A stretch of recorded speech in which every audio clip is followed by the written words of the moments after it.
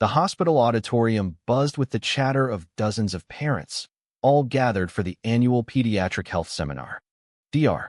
William Hayes, the most trusted pediatrician in town, stood at the podium, his hands trembling slightly as he gripped the microphone. Good evening, everyone. Before we dive into the latest on childhood vaccinations, there's something I need to share with you all, something that has been weighing on my heart for years. The room fell silent as he continued. I am gay, and this is my partner, Daniel. He gestured to the man standing beside him. Daniel's warm smile, steady despite the sudden gasps from the crowd.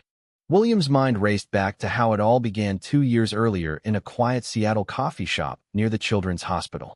He had been exhausted after a 12-hour shift, ordering his usual black coffee when Daniel accidentally bumped into him, spilling both their drinks. Instead of annoyance, they laughed it off and ended up sharing a table. Daniel worked as a graphic designer downtown, with an easy laugh and eyes that seemed to understand things William had never voiced. That first conversation stretched into hours, and by the end of the night, William felt seen in a way no one else had ever managed. At 34, William had built a flawless reputation.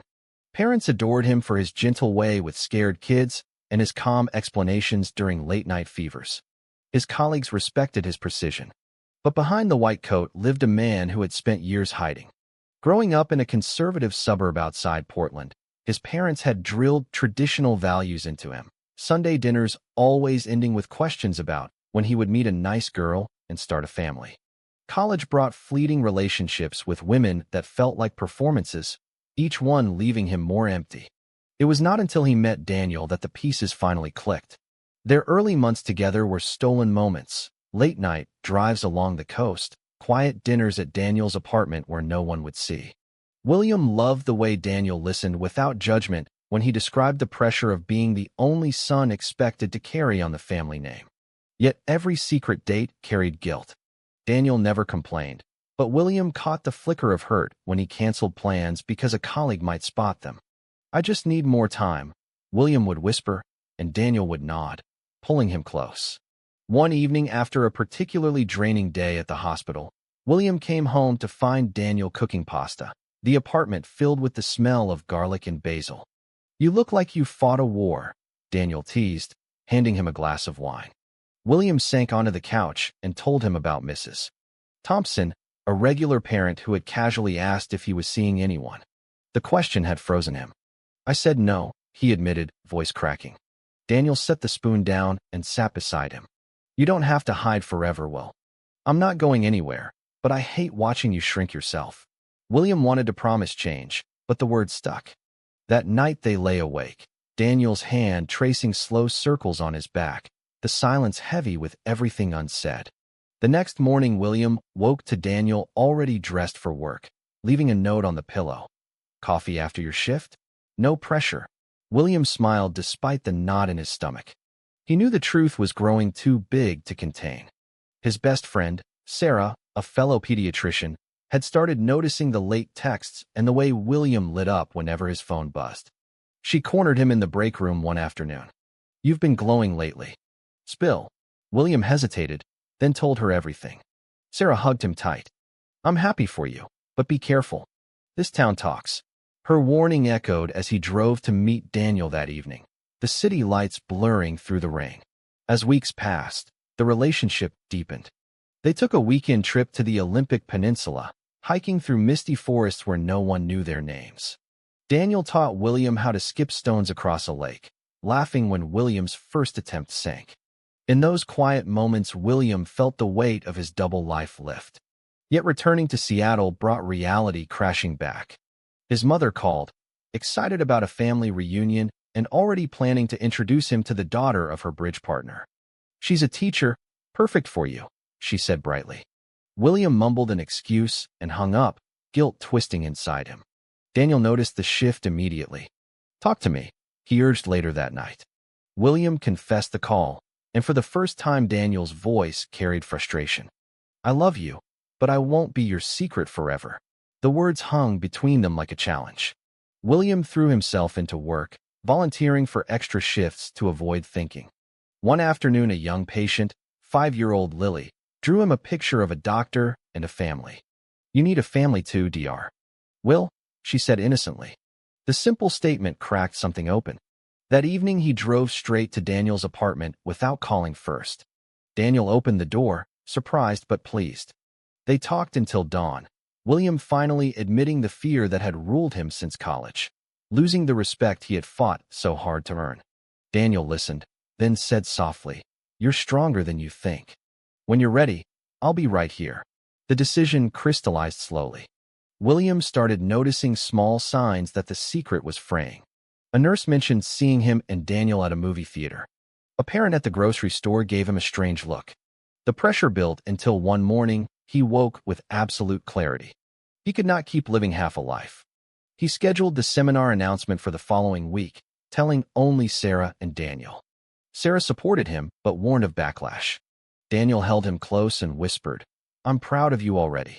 As William stood at the podium now, the words he had practiced 100 times finally spoken, the auditorium seemed to hold its breath.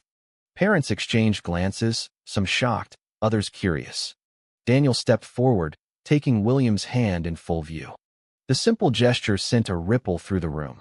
William's heart pounded, but for the first time the fear felt smaller than the truth. Whatever came next, he was done hiding. The silence stretched for what felt like minutes before a single clap broke it. Sarah stood in the back row, her eyes shining with pride. Slowly, more hands joined until scattered applause filled the space. But not everyone clapped. William caught several parents shifting uncomfortably, one mother clutching her purse tighter. Daniel squeezed his hand, grounding him. "Thank you for listening," William finished, voice steady now. "I hope this doesn't change how you see me as your children's doctor. Questions about health are still welcome." After the seminar, a small group lingered. Mrs. Ramirez, mother of twin boys William had treated for asthma, approached first. "I had no idea, Dr. Hayes, but you saved my sons more times than I can count. That's what matters." Her words eased the knot in William's chest. Others offered polite nods, yet he sensed the undercurrent of whispers already starting. Daniel stayed close, his presence a quiet shield. That night at Daniel's apartment, they celebrated quietly with takeout Thai and a bottle of wine Daniel had been saving. "You did it," Daniel said, raising his glass. William laughed, relief flooding him, but the laughter faded when his phone buzzed repeatedly. Messages poured in, some supportive from colleagues, others from parents asking if he was still taking new patients. One text from his mother simply read, "Call me." William stared at it until Daniel gently took the phone away. "Tomorrow," he said. "Tonight is ours." The next morning, William drove to his parents' house in the suburbs, Daniel waiting in the car for moral support. His mother opened the door, face pale. "William, what on earth were you thinking? In front of all those people?" His father stood behind her, arms crossed. William explained everything, how the secrecy had been eating him alive, how Daniel made him feel complete. His mother cried, not from anger but confusion. "We just wanted you happy." "We never knew." His father remained silent longer, then said gruffly, "We raised you to be honest." "This is honest, I suppose." It was not full acceptance, but it was not rejection either. William left feeling lighter than he had in years. Back at the hospital, however, reality shifted. Two families requested transfers to other doctors. Sarah pulled him aside in the hallway. "It's only two, Will. The rest are fine." Still, the sting lingered. Daniel noticed the tension during their evening walk along the waterfront. "They'll come around or they won't. You can't control that." William nodded, but doubt crept in. Had he risked his career for nothing? Weeks passed in a blur of normalcy mixed with small battles. A local news station picked up the story after a parent posted about it online. Suddenly, William's face was on morning television. The headline, "Local Pediatrician Comes Out During Seminar." Comments flooded in, some praising his bravery, others questioning his fitness to treat children. Daniel shielded him from the worst, deleting notifications and cooking comfort meals. Their relationship grew stronger in the fire. One weekend, they drove to a cabin in the mountains, no phones, just the two of them. Daniel proposed a toast to new beginnings. William kissed him under the stars, realizing this was the life he had always wanted. Yet the challenges were far from over. William's old college roommate, now a lawyer in town, called with concern. Some parents are talking about a petition. They think your personal life affects your judgment. The words hit like a punch. William spent that night pacing, questioning every decision. Daniel held him when the tears finally came. You've helped hundreds of kids. That doesn't vanish because you love a man. The reassurance helped, but William knew he had to face the community head-on. Sarah organized a small support gathering at the hospital cafe for parents who wanted to talk. A dozen showed up, including Mrs. Ramirez. Stories flowed. One mother shared her own brother's coming-out journey. Another admitted initial shock, but realized her son's health was unchanged. William listened, answering questions honestly. By the end, several parents shook his hand, promising to stay. The meeting was not a complete victory, but it was progress. Daniel's job brought its own pressures. His boss, conservative and outspoken, made snide comments about lifestyle choices. Daniel brushed them off, but William saw the toll. One evening Daniel came home quiet. I turned down a promotion because it meant more travel and less time with you. William protested, but Daniel smiled. You sacrificed for years. My turn. The gesture humbled William and deepened his love.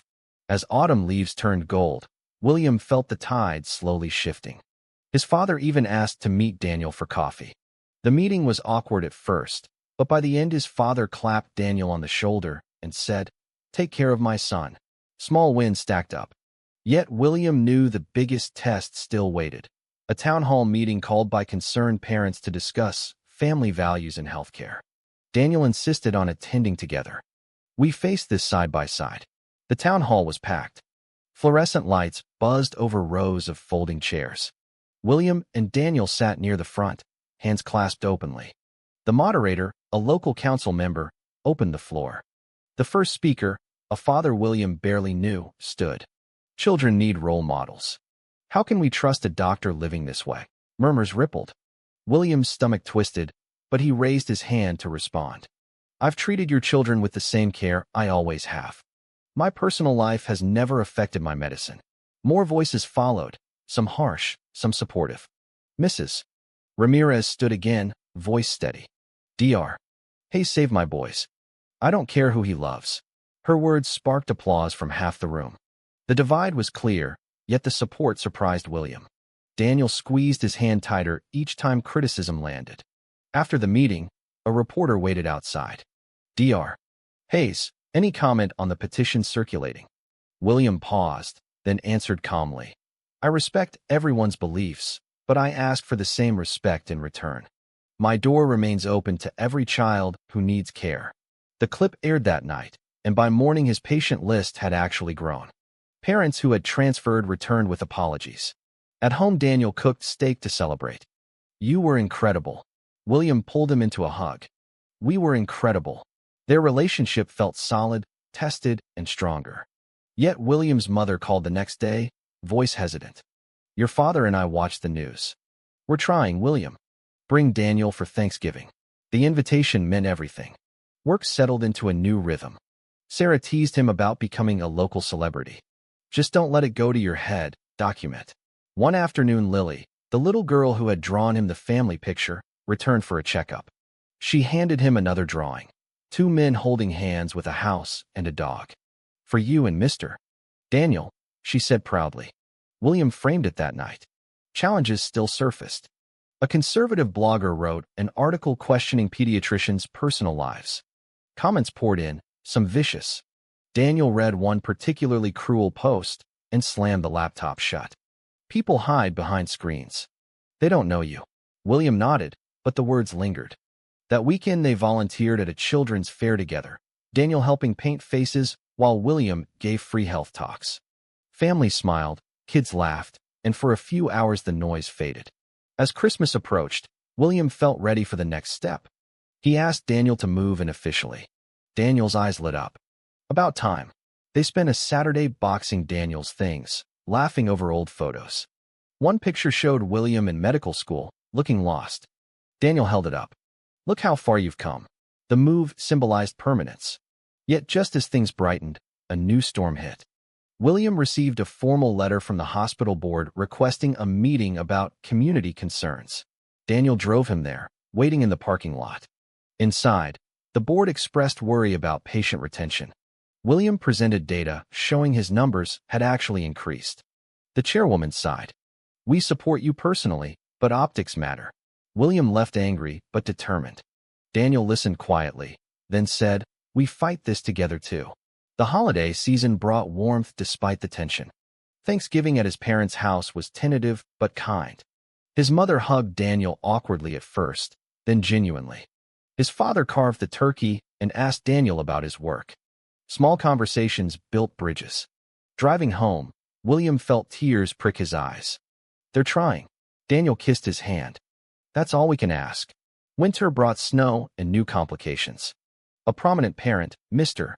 Caldwell, whose daughter William had treated for pneumonia, started a private group chat urging other families to switch doctors. The messages leaked, and media picked it up again. William's inbox filled with hate and support in equal measure.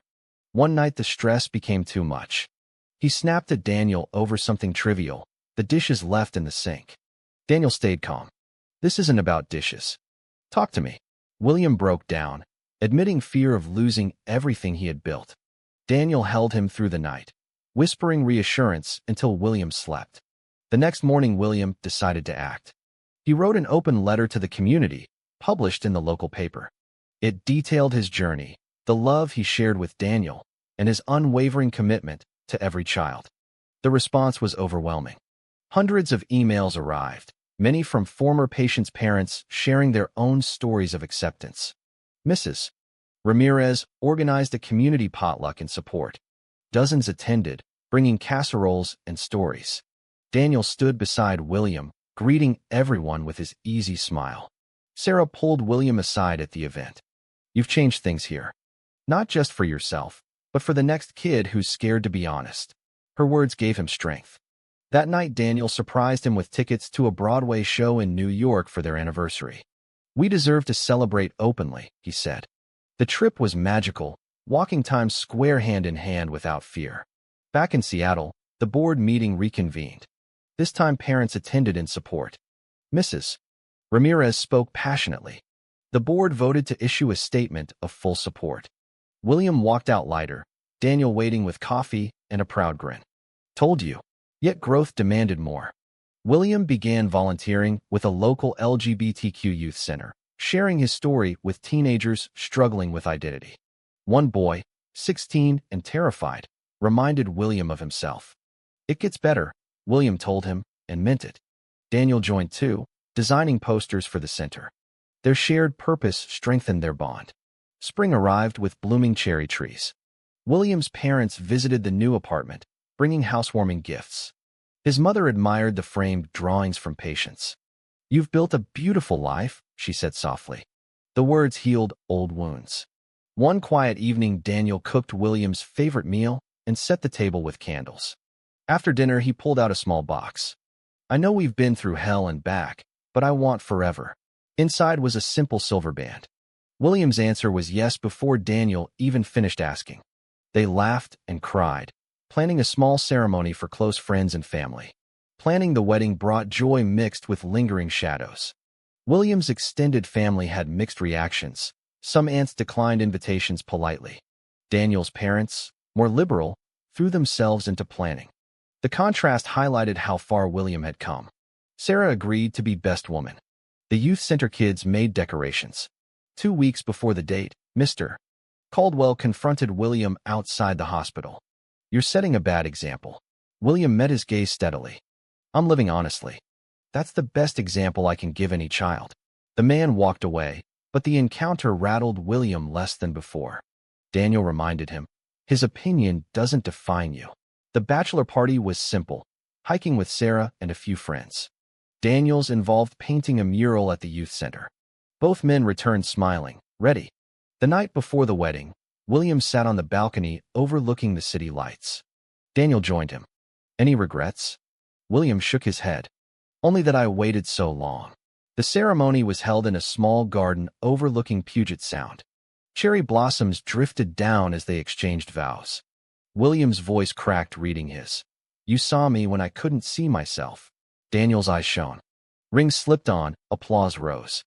At the reception, parents from the hospital mingled with friends. Lily presented a new drawing of two grooms. William hugged her tightly. The honeymoon in Hawaii was peaceful, days spent snorkeling and nights talking about the future. Daniel suggested fostering a child someday. William loved the idea. Returning home, they settled into married life with quiet contentment. Yet life tested them again. A new hospital policy review threatened funding for community programs William championed. He fought it publicly, Daniel by his side at council meetings. Their united front won the day. The victory felt shared. William's practice thrived. Parents who once left returned, bringing friends. He started a support group for LGBTQ parents of patients. Daniel's design firm gave him flexibility to help. Their home filled with laughter and plans. Summer brought the final chapter. At the annual health fair, William and Daniel manned a booth together, answering questions about family health and acceptance. A teenage boy approached shyly. "I saw your story online. I think I'm gay. My parents don't know." William listened, then introduced him to the youth center. Daniel added, "You're not alone." Watching the boy walk away with hope in his eyes, William felt the full circle. That evening on their balcony, Daniel asked, "If you could go back, would you change anything?" William thought of every painful secret, every misunderstanding, every sacrifice. "No." It led me here. They watched the sunset, hands intertwined. Months later, William received an award for community service. In his speech, he thanked Daniel publicly, voice steady. The audience, including many of the same parents from that first seminar, applauded warmly. His parents sat in the front row, beaming. Life was not perfect. Occasional comments still stung, but they no longer defined him. William had learned that courage was not the absence of fear, but moving forward anyway. Daniel had shown him that real love meant standing together through storms. Their story continued, one honest day at a time. True or false? Hiding your true self is sometimes necessary to protect the people you love.